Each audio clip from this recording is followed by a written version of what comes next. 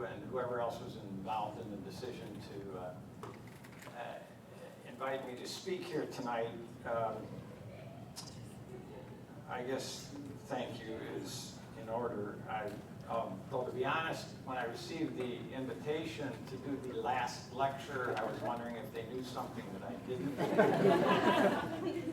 Randy Pausch, who was a professor at Carnegie Mellon and who gave this last lecture a big boost through a YouTube video that's gone viral, was dying of brain cancer at the time he gave his speech, and in his speech he did one-arm push-ups. I'm not going to do that, so Why not? there's a couple of reasons. So tonight I hope to be able to share with you some things you might chew on. And when I thought about the context of this speech, the last lecture, I tried to envision a lesson that might be really important for students to hear if I can get the students to listen to me. And since you're here, those of you who are students, this is for you. It actually, its genesis, the speech that I'm going to give tonight, the genesis of it was an article that Ricky Hallstrand shared with me. Ricky Hallstrand is a biology teacher here. A couple of years ago, called The Importance of Stupidity in Scientific Research. The article was authored by Martin Schwartz, who's a microbiologist at University of Virginia, and it appeared in the Journal of Cell Science in 2008. It's a one-page article, and I thought it was so profound, I kept it on my desktop on my computer all this time, and I read it and reread it. The story that Schwartz tells is of an old friend who was a colleague in the world of science, one of the brightest Schwartz had known. And he was astonished to find out that she decided to quit science entirely. But he was even more astonished to find out her reason for quitting. And her reason, she told him, was because science made her feel stupid. After a couple of years of feeling stupid every day, she decided she was ready to try something else. Now, I'll quote Schwartz here. What she said bothered me. I kept thinking about it. Sometime the next day it hit me. Science makes me feel stupid too. It's just that I've gotten used to it. So used to it, in fact, that I actively seek out new opportunities to feel stupid. I wouldn't know what to do without that feeling. I even think it's supposed to be this way. The reality is that one of the biggest challenges I face as an instructor are students who are frozen because they're afraid to look stupid. They freeze up on exams, they freeze up in class, they refuse to answer questions, they refuse to participate because they're afraid of looking stupid. They have been taught by society and our school system, or maybe by their parents, or maybe by their friends, or somehow got this idea inculcated into them that making mistakes is a bad thing. Failure is unthinkable. Every Little League soccer player gets a trophy. Every paper is an A paper. Every piano recital is outstanding. Schwartz continues. One of the beautiful things about science is that it allows us to bumble along, getting it wrong time after time, and feel perfectly fine as long as we learn something each time. No doubt that this can be difficult for students who are accustomed to getting the answers right.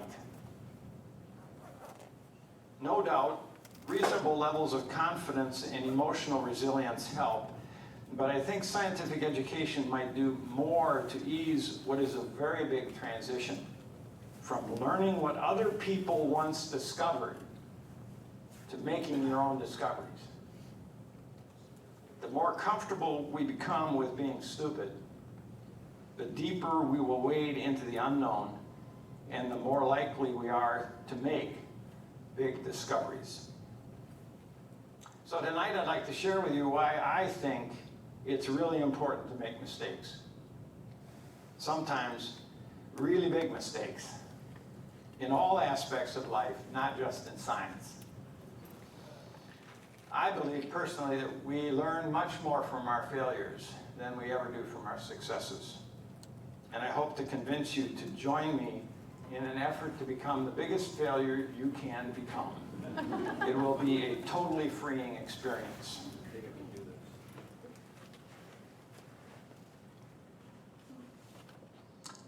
To be honest, I was one of those obnoxious kids you knew from grade school or high school who was really good at school. I was always in the top 2 or 3 in the math classes. I won the spelling bee. I was a teacher's pet. I answered all the questions in class. People thought I was a nerd, and they were right. In fact, I never got a grade below B on any paper through my junior college experience, in grade school, high school, or junior college. An experience in my junior year of college, at my senior college, changed me forever and taught me more about what education is really about than anything I had ever achieved by getting an A on a paper before it. So I was taking a course called Problems in Science and Theology from an elderly professor at Concordia named Carl T. Brandhorst. Dr. Brandhorst was in his 48th year, so compared to me, who's young, I'm young compared to him. And he was challenging us to go outside of this little town in Nebraska, Seward, Nebraska, and dig around in the hills outside of town and discover what we could discover there. And then we were to write a paper, and he said that we were to write a paper telling why we thought that the things we found out there in these hills were there. And so we went out dutifully and took shovels and got in these sand hills out there and in the dirt and started digging around, and lo and behold, we find shark's teeth. And we find fossil sea lilies. And we find trilobites, which are marine fossils. And we find nautiluses, which are marine fossils, and all ammonites, and all these marine fossils. Old suckers. In the dirt. In Nebraska. 1,000 miles from the nearest ocean. So, being the nerd that I was, I followed his directions. He said, write a 10-page paper and have 15 references. Now, you got to understand, this is in the days before computers. So this was on my old Olympus typewriter. Okay, wasn't even electric. It was an Olympus typewriter. Okay, and if you made a mistake, they had these little pencils that had rubber on the front end and a brush on the back end, and you had to rub the paper. Dolores remembers this. Rub the paper, and it would 9 times out of 10 you'd rub a hole in the paper, and you have to throw the paper away and you type the page. Okay. That was the way you corrected papers in those days, when we walked uphill to school both ways barefoot in the snow. And so I wrote this paper, and instead of 10 pages, I wrote a 20-page paper, and instead of it being 15 references, I wrote 30 references. I had 30 references, and it was perfect. There wasn't a typo. There was not a grammatical error in it. It was margins were correct. It was in the correct APA format. Everything was perfect. So, of course, I turned it in and got it back a few days later, and it had a big, fat, red D on the top of the paper. I didn't recognize that letter. I'd never seen it before. I didn't know what that meant. You know. I thought maybe it was, I'm deliriously happy with your paper. I don't know. I couldn't figure out what it was. So when it sunk in that he actually had given me a D, I was horrified. I'm still horrified 45 years later. I'm still horrified that I got a D on that paper. So, of course, what I did was I walked into his office and I said, Dr. Brandhorst, there must be some mistake. This paper is perfect. And he looked at me and he said, Mr. Kunert. By the way, he was a fellow about that big. And he was, at the time, 7 years old. Okay? And he looked at me and he said, Mr. Kunert, there is no mistake. You did not do what I asked you to do. I said, what do you mean? He said, I asked you to tell me what you thought was the reason these fossils were in these hills, and all you did was tell me what other people thought. I was ticked off. I was angry. I was upset. I stormed out of his office, went back to my dorm room, and yelled at my roommates and pouted. And 3 weeks later, it hit me. That's what college is about. It's not about learning what other people think. It's thinking for yourself. I learned more from that failure than I had ever learned from any grade of A or B prior to that. I cannot tell you what the content was of any paper I wrote before that on which I got an A. I can't. I don't remember them. That I do.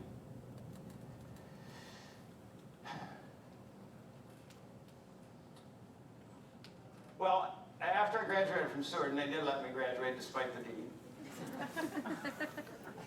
I was 22. My wife and I moved out here from Michigan, where we're both from, and we came to Concordia. We had people asking us at the time whether there were electrical wires in the town, if there was plumbing in the houses and things like that.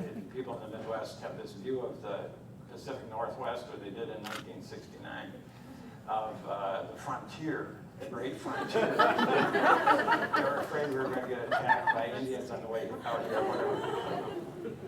But one of the unique things was the nature of this beast. In fact, if you were to go beyond those curtains and sit, the first morning we ever arrived on this campus, my wife and I, Pat, walked up here and sat at a table, and the business manager, Bill Gustav, sat us down, and he sat with us at the table, and he pointed out that window right there, that window, and he said, "This is your house." They gave us our house. It was part of my salary. My salary was $4,500 for the year. Okay, that was 1969. We had 14 faculty members, and we had 125 students in the college in 1969. But one of those 14 faculty members was F.W.J. Sylvester, who had founded the college in 1905. And he was still alive. And he was still working every day on the faculty. He had retired as president in 1946, and then he went on to become librarian part-time for the rest of his career from 1946 until he died in 1972. Okay, so he was here for 67 years working. You know, I'm a piker. I've only been here 42, you know, so I got a long way to go to catch up with him. As I said before, we had come from Michigan. That's important in this story. And the second thing you need to know is I teach biology. And so I was the biology department. In fact, I was also the chemistry department. I'm sorry, Tom, but I was. I taught all the biology and chemistry in the college for that first year. I was 22 years old. I had a bachelor's degree, and I was teaching college. I tell you, I did not know what I was doing. So one day I was walking to the old biology lab, which is now the art room, Luther 101, to give my, wonderful lecture to my students to eradicate their ignorance. And Dr. Sylvester walked up. He approached me, and I said that Dr. Brandhorst at Seward was this tall, Dr. Sylvester was this tall. He was. He was a very small, wiry man. And he was a man of few words. In fact, in the whole time I knew him, I think he probably spoke 4 sentences to me the whole time. But one of them was, this, I have to step back. This happened the 3rd week of January, my first year here. And he walked up to me and said, the crocuses are blooming. And of course, being from Michigan and being a biology professor, I said, they're not blooming, they can't be blooming. They don't bloom until March. Well, they don't bloom until March in Michigan. You know. So the next morning I came to my podium and there lay a purple crocus. Never said a word to me. Just a purple crocus. I learned a lesson. I began to know how much I don't know.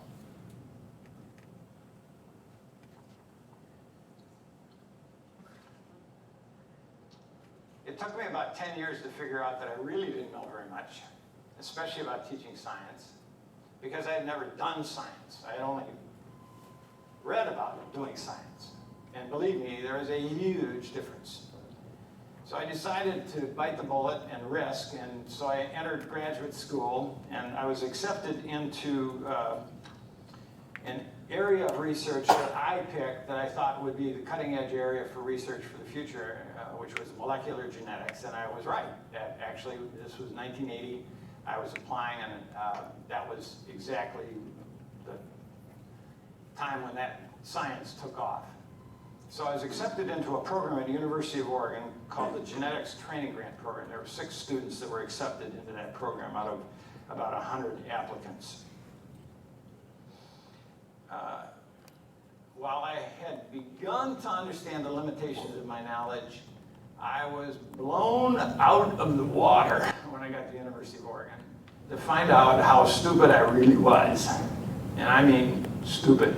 I mean literally the first 6 months I was at the University of Oregon, I spent the entire time trying to figure out how to read science papers, which is why I insisted that biology majors and chemistry majors at Concordia read science papers, because I couldn't do it when I got to graduate school, which was very embarrassing to me. Okay. I felt constantly like I was swimming upstream against the current. There were so many really, really smart people there. It amazed me. For 2 years, I took advanced level coursework in molecular genetics and related fields. I worked in the laboratory, and at the end of the 2nd year, they have a process in the PhD program called comprehensive exams. They're sort of like admit to major on steroids. Okay? And what you have to do is you have to study 10 areas of competency that they assign to you, like enzyme kinetics and DNA modification and RNA splicing and gene regulation and stuff like that. And you have to know everything about it, literally everything about it. Okay. In addition, you have to write 3 research proposals that are novel. Nobody has ever done that research before, and you have to decide how to do those research proposals, how to carry out the methodology of them. And then they examine you. A team of 5 professors examines you on those 3 proposals and the 10 areas. And they can ask you any question they want. They're gods at that point. Okay. So, and what's more, if you flunk, you're out. You're done. You spent 2 years of your hard-earned money and time and research and putting up with tough courses, and you're out. It's that brutal. So the preparation for that event, I took about 7 weeks off of work to study full-time. And I was studying 12 to 14 hours a day, 7 days a week for 7 weeks. Okay, and I just really thought I had everything down. And I had these 3 research proposals, which were, I thought, marvelous proposals, of course. And I thought through carefully how I was going to present them and everything. But of course, as you might imagine, I had a lot of anxiety. I was very nervous about coming to the comprehensive exams. So I decided to blow off some steam by going and playing basketball at the gym that morning of my comprehensive exam. The comprehensive exam started at noon. I went at about 10 o'clock to the gym and started playing basketball, which I did a lot of in those days. And everything was fine. I played for about 50 minutes and decided about 10 minutes before the end of the hour I'd step out and go take my shower and get ready to go to the exams. And just at the point I stepped out, a guy, there was a 5-on-5 game, and a guy on one of the teams sprained his ankle. So the coach, who was standing on the sideline, says, "Kunert, go in there for that guy." So I go in, you got a picture of this. I go in there, and I'm 6'1" or less, okay? And he's got me guarding this guy that's 6'10". Weighs about 280, okay? And so the guy posts me up, gets the basketball, does one of these numbers, boom, catches me right here, okay? I'm wearing glasses, like I am tonight, except they were plastic frames. Smashes the glasses in half, cuts my eyebrow from here to here, okay? Blood's gushing everywhere. So I don't have time to go to the infirmary, because I gotta go to my exam.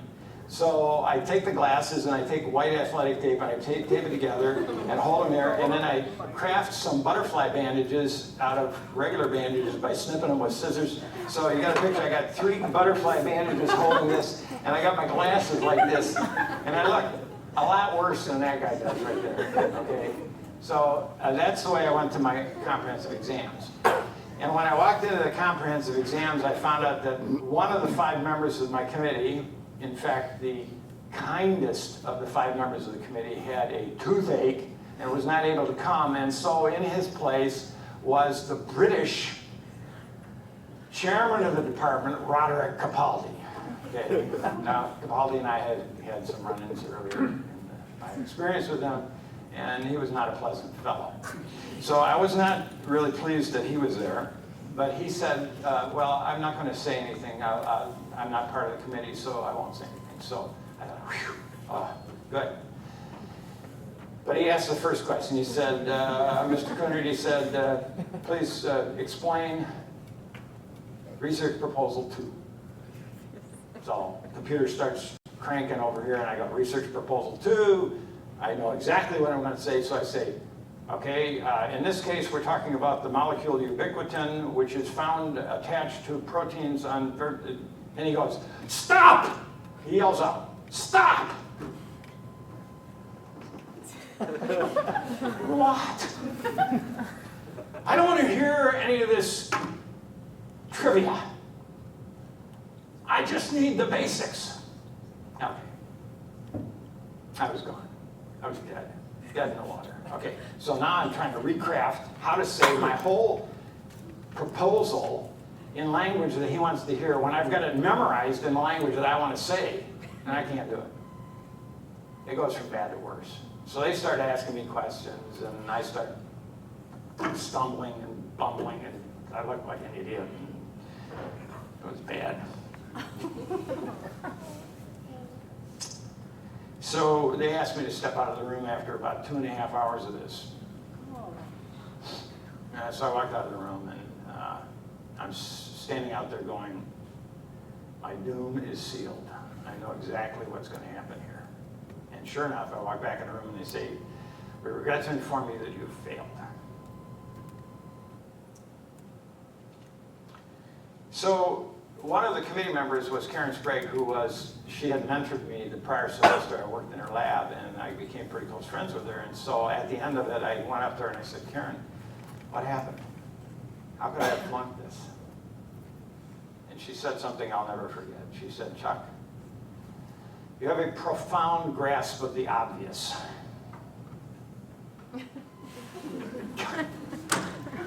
So not only did I fail my exam, I was an idiot.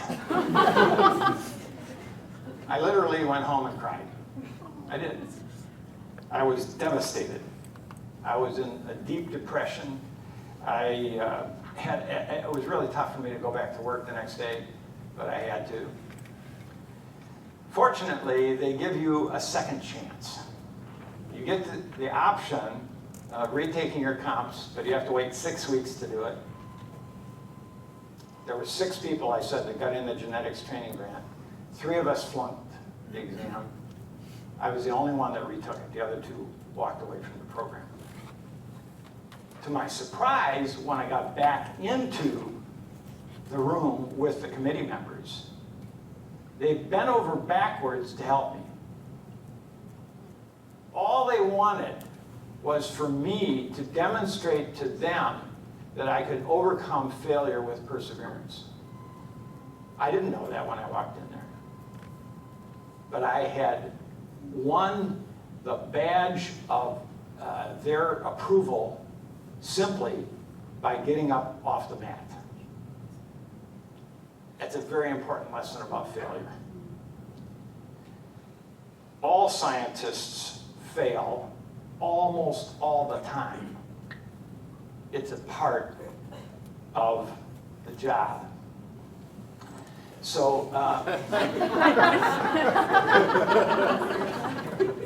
this cartoon was actually given to me in framed format by an alumnus of Concordia, a gal named Tracy Christensen, who graduated in 1988. And when she was a student, I had the pleasure of having her in my beginning biology class. And I recognized in her right away the real potential. She didn't, unfortunately, she did not recognize that same potential in herself. And so she struggled for a while with what she should do with her life. And one day I had a chance to talk with her. And I said, you know, Tracy, you're really bright in science. You should really give science a try. And when I suggested that, she was very skeptical, and she told me that she thought she was too stupid to do science. So I shared with her the stories that I just shared with you, and it convinced her to give it a try. And I'm proud to say that today, Tracy heads a cancer research lab in Omaha, Nebraska. When she graduated from Concordia, she went to a lab at OHSU and worked her way up with just a bachelor's degree, worked her way up to the lab director for a very prestigious lab doing cancer research at OHSU.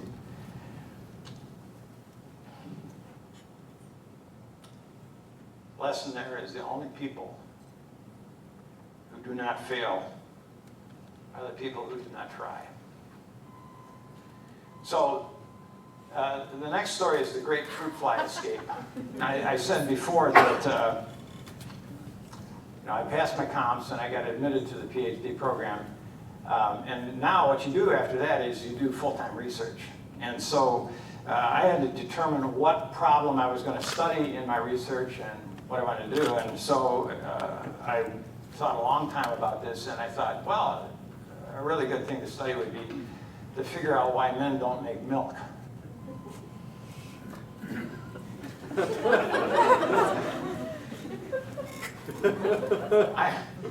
I mean, do you ever think about that? Men have breasts, they have nipples. How come the women are the only one that have to take care of the kids? You know, and what's that all about? I mean, it's a very simple question, actually. It's all, I think, good science questions ultimately turn out to be. So the problem is that when you approach a question like that, getting an answer is like walking blindfolded through a maze. You just don't know where you're going, and you stumble and you fall, and you have to pick yourself up all the time and move on.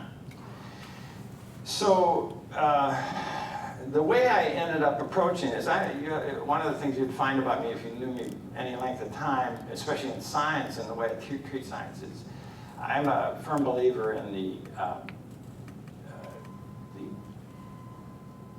sort of muscle your way through approach to science instead of the finesse approach.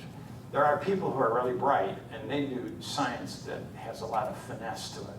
And then there are those of us who aren't very bright who beat things to death. That's what I do. I'm not a beater to death. So the way I approached this problem was I decided to use fruit flies as my experimental model because while they don't make milk, they make yolk.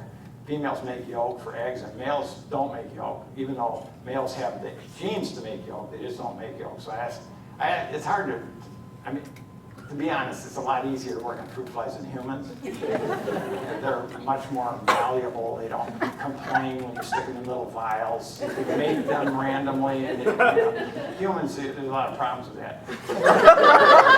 So what I did was I created a gene.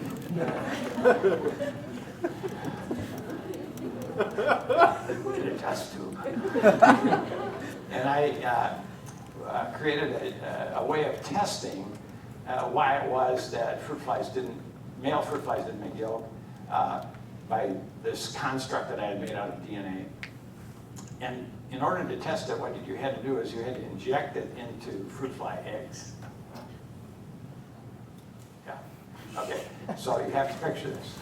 I injected 1,500 fruit fly eggs. And before you can inject them, you have to shell them. Now, think about a fruit fly. Think about the egg. Think about 1,500 of them. Think about the fact that the egg itself, once it doesn't have a shell, is just a cell that's only surrounded by the plasma membrane, which is this microscopically thin little layer of jelly-like stuff. And so if they shake it all, the egg goes poof. It's no good. You can't get a fly to hatch out of poof. Okay? So you have to do it in a refrigerated room.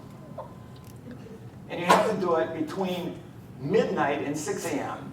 Because if anybody walks down the hall, the vibration of their feet is enough to break the egg apart. All right, so it gives you a scope of this. So 1,500 injections later, and then like an expectant father, Tyler, Pete, where are you? An expectant father, we sit there waiting for these things to hatch. And lo and behold, 6 of the 1,500 are hatched with my genes in them. I won't go into the gory details.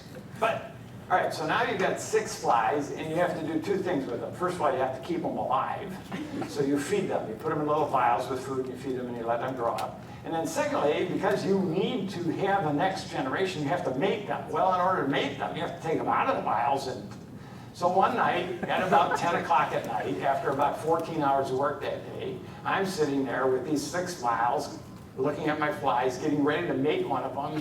And so I open the vial, and I dump it into the etherizer to get it to calm down and go to sleep, and it flies away. It flies away. No!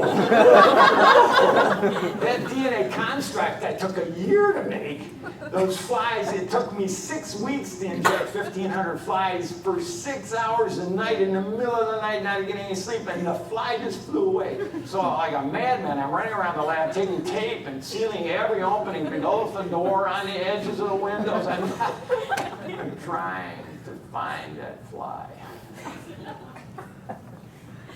I failed. Science sucks sometimes. Okay. Here you go, Haley. And Julie. This story is called Bernie and the Blues. All right? So among many other things that I've done in my 42 years at Concordia, one of the things that was a real joy was being able to coach the women's basketball team here for many years. I started coaching here in the college in 1978. I had coached high school some before that. There was a high school on this campus at the time. I coached that team, and then the team moved off campus one year, and I coached them there. And I coached in Minnesota for 1 year, a girls team. The girls team in Minnesota I coached, that was the first team I ever coached in 1971. And I coached it because the girl came up to me and said, my mom coached the team last year, she can't do it this year, would you do it? And I said, what? I mean, I was a nerd, I wasn't a jock. I didn't play basketball. I played a little JV basketball in high school and some church league. I didn't know anything about basketball, so of course I said yes. And I started coaching them. And this was in a time when the girls playing basketball still wore skirts on the floor. They did. This is before Title IX, so they were horrible. I mean, you can't believe how bad they were. Anyway, so when I came back to college after teaching in high school in 1978, the president, E.P. Weber, said to me, I'd like you to come teach biology at the college again. And I said, okay, I'll come on one condition, and that is that I coach the women's basketball team. And he said, this is a quote, are you crazy? That's exactly what he said. I said, yes, I am crazy, and thank you. So anyway, I was fortunate enough that I had really great players to overcome my ineptness as a coach. And in 1978, 79, and 1979, 80, we were in a small Christian college league called the Pacific Northwest Christian College League. And we won the league both years. And then in that second year, my leading scorers, the two top scorers, graduated. So the next year, we got bumped up to the big leagues. We went to AIAW, which was the women's equivalent of NCAA at the time. NCAA did not have a women's division in 1980. So the AIAW was the women's sports league in America in college. And we were in with all the state schools, Western Oregon, Eastern Oregon, Southern Oregon, Whitworth, Whitman, Linfield, Lewis and Clark, all these teams. It was like, oh my gosh. And my leading scorers had left. I got Daylene DeWitt, who's here now. She's back there. She's on this team. That's her in the middle, 23. That's her. Okay. And you were a junior that year, right? No, you're sophomore. No, junior. You were a junior. Janice Edwards was a sophomore, and we started 3 freshmen. Okay. Number 35, Bernie Larson. Number 33, Judy Riggert. And number 41, Virginia Oak. And that's, by the way, Julie Rowland on the right. And that's me on the left. So anyway, we always held a preseason retreat, and I took the girls to this retreat, and I was talking with them. I said, okay, we're going to set some really high goals here for us. We're going to go 500 this year. We're going to win half our games. And they looked at me like I was crazy. And I thought I was crazy. So the first day of practice, I don't know if Daylene remembers this, first day of practice, I probably shouldn't embarrass her like this. First day of practice, I thought I had given the kids a really hard practice. In fact, one of the team members vomited at the end of practice. I won't say who it was, but to protect those that are present. But so I thought we did a good job. You know, if I get enough puking, I'm doing a good job as coach. That was my sort of gold standard.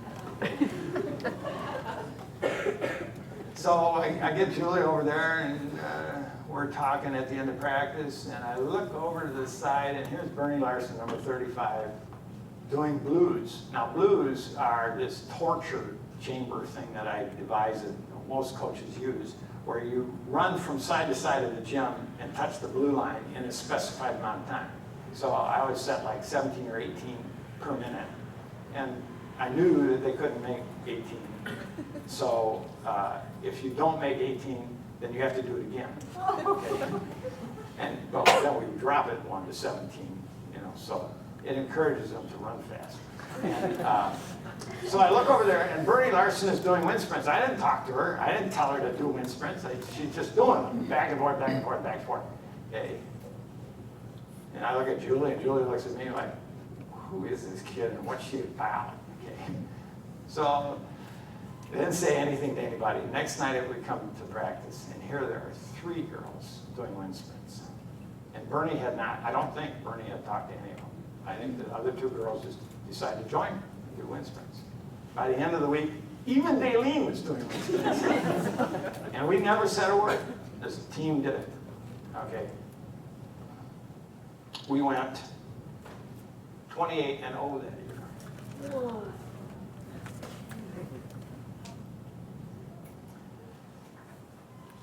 What Bernie had found out and what she was doing was she pushed herself to the point of failure.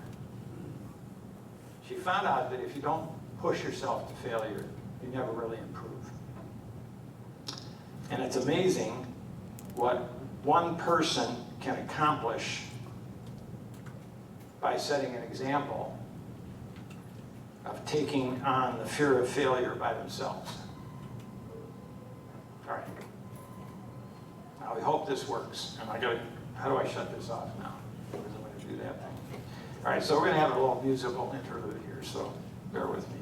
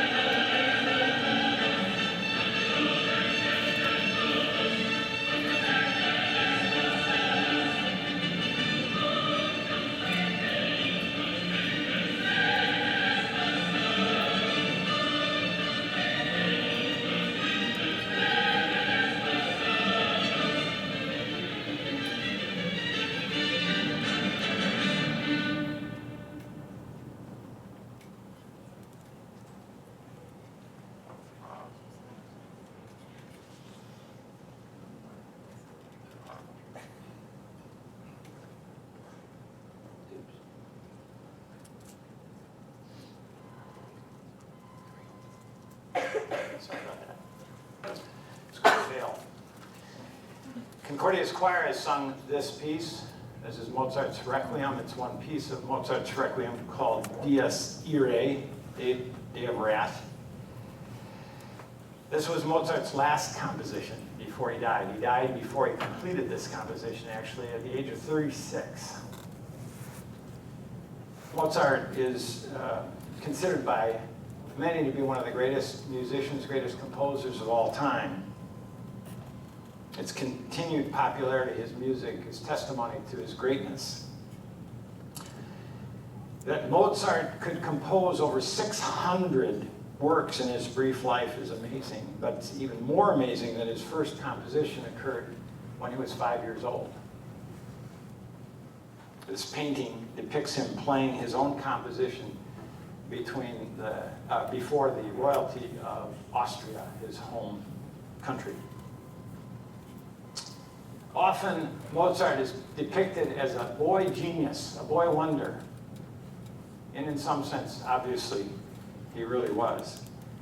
But a closer analysis by the Swedish psychologist Anders Ericsson, as reported in David Schenk's book, The Genius in All of Us, puts a different light on Mozart's achievements. He suggested, and I agree, that the giftedness of Mozart was not the cause of something, but the result of something. Talent does not create a process, but is the end result of the process.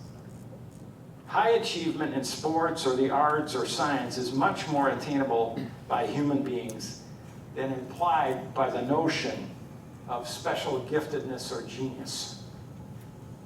He points out that Mozart's father was a music teacher who began training Mozart before he was 2 years old to play the violin. His elder sister had been playing for 4.5 years prior to that, And Mozart himself, Wolfgang Amadeus Mozart, had been exposed to that music that whole time.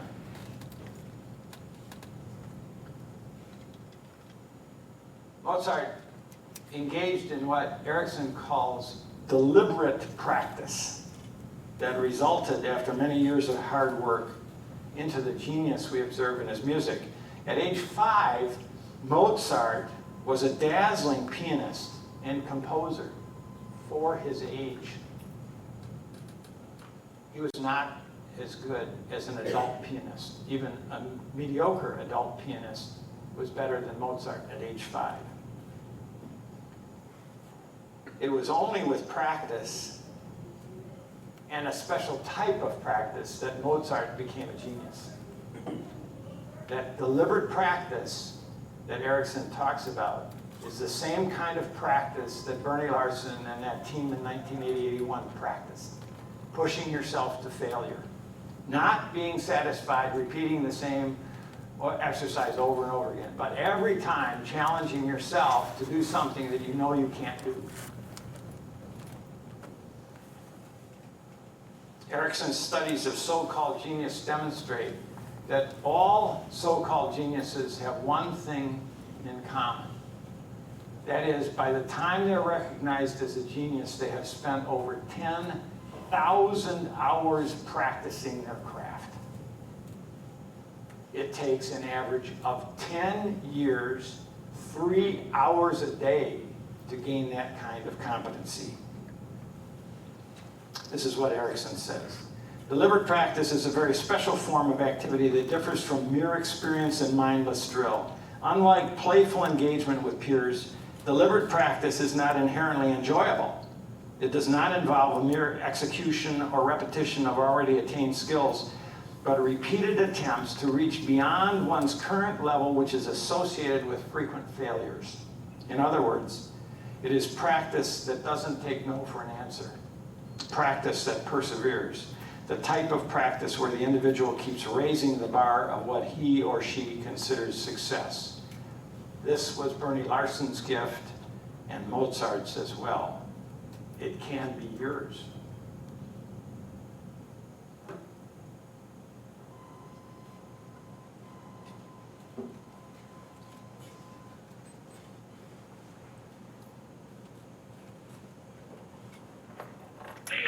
First words I spoke in the original phonograph, a little piece of practical poetry. Mary had a little lamb, its fleece was white as snow, and everywhere that Mary went, the lamb was sure to go.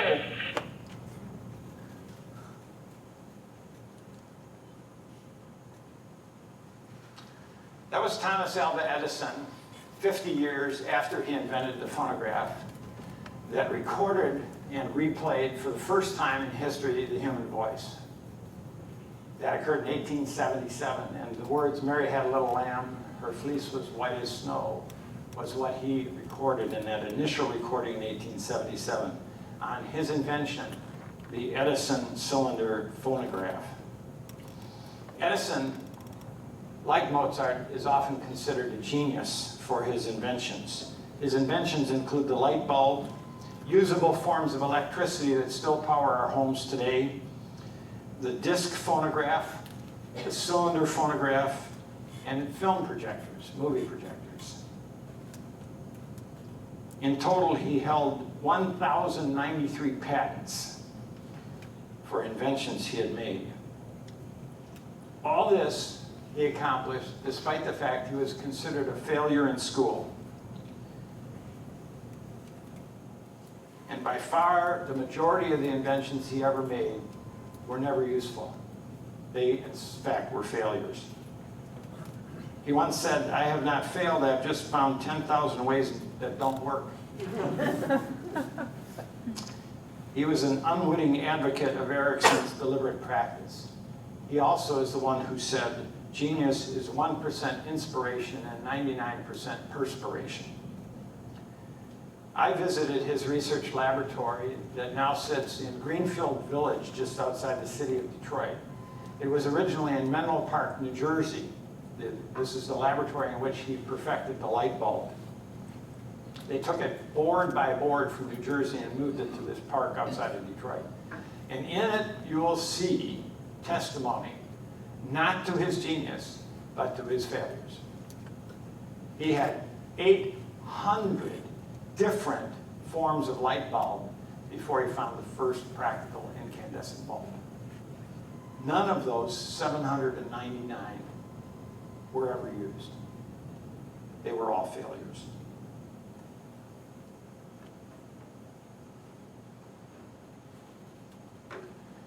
Thomas J. Watson was the CEO of International Business Machines. The list of famous people who predicated their success on failures is endless, and Thomas Watson is one of the best. His resume is not sterling. If you were looking at his resume, you probably would not have hired him. His first career was as a teacher. It lasted one day. He quit. Decided he wasn't cut out to be a teacher and wanted to be a bookkeeper, so he went back to school to get accounting skills and become a bookkeeper. He hated school. He dropped out of school. He became a bookkeeper and lost that job after 1 year. Then he became an itinerant salesman who went around trying to sell whatever he could sell, and he was a failure at that. His next venture was as a butcher, opening a butcher shop in Buffalo, New York. That also failed and left Watson with no money, no bank account, no job, and no career. But he did have a cash register that he had bought for the butcher shop. And so he went to National Cash Register, the company that made the cash register, and tried to arrange to have the cash register bill transferred to the new owner of the butcher shop. And in so doing, he met the manager of this National Cash Register, NCR, and in talking to him, convinced him to allow him to become a salesman for NCR. And that was after about 15 years of frustration and failures in other careers. He went on to become the head of National Cash Register, and later on, by selling used cash registers, he cornered the market on cash registers in America, and he formed IBM. And IBM became one of the largest international corporations in the early part of the 20th century and remained that way throughout the 20th century with his son running the company.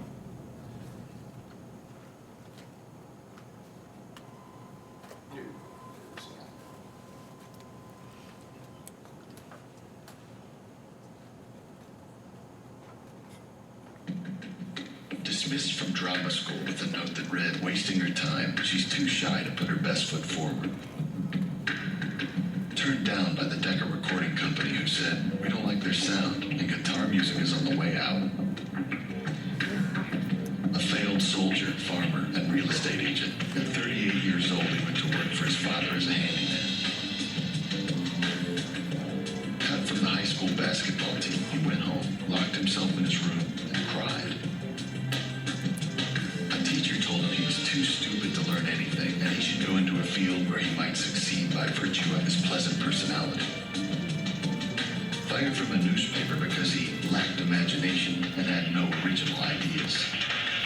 His fiancée died. He failed in business twice. He had a nervous breakdown, and he was defeated in 8 elections. If you've never failed, you've never lived.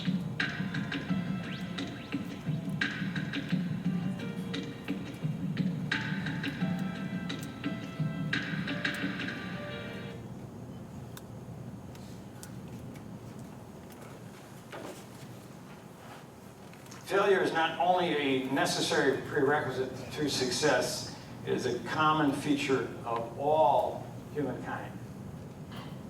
The greatest of all the apostles, St. Paul, began as a persecutor of Christians, and this painting is of the stoning of Stephen, to which Paul, at that time known as Saul, was a witness. He called himself the chief of sinners. But the Bible tells us that all have sinned and fallen short of the glory of God. We are all, without exception, failures. Saul was chosen by God and converted into the Apostle Paul through God's grace, a fact that Paul found great glory in. Paul quotes Jesus saying, "My grace is sufficient for you, for my power is made perfect in weakness." Therefore, Paul says, "I will boast all the more gladly about my weaknesses so that Christ's power may rest on me. That is why, for Christ's sake, I delight in weakness, in insults, in hardships, in persecutions, in difficulties. For when I am weak, then I am strong." Through Christ, our failures are turned into strengths. Martin Luther puts an interesting twist on Paul's words from 2 Corinthians in this quote. He is speaking directly to the issue of our failures and saying, in effect, that we cannot let the reality of our sinfulness paralyze us. If you are a preacher of mercy, do not preach an imaginary, but the true mercy. If the mercy is true, you must therefore bear the true, not an imaginary sin. God does not save those who are only imaginary sinners. Be a sinner, and let your sins be strong, but let your trust in Christ be stronger, and rejoice in Christ, who is the victor over sin, death, and the world. When Luther says, "Let your sins be strong," or "sin boldly," as it is in other translations, he's urging us to live lives of risk, to embrace the gift of God's grace, which will cover and has covered all of our shortcomings and failures.